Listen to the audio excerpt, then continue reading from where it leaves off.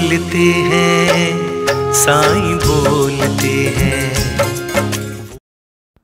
माझ्या प्रिय मुलांनो, तुम्ही अनुभवत असलेले बाह्य जग हे तुमच्या अंतर्मनातून निर्माण होणारे केवळ प्रतिबिंब आणि प्रक्षेपण आहे।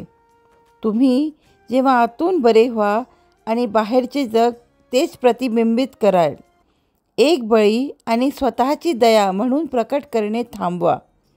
आपल्या सर्व क्रियांची जबाबदारी घ्या आणि स्वतःची जबाबदारी घ्या। इतक्या दूर आल्याबद्दल मला तुमचा खूप अभिमान वाटतो। खडबडीत रस्ता आणि हवामान असूनही चालत राहा।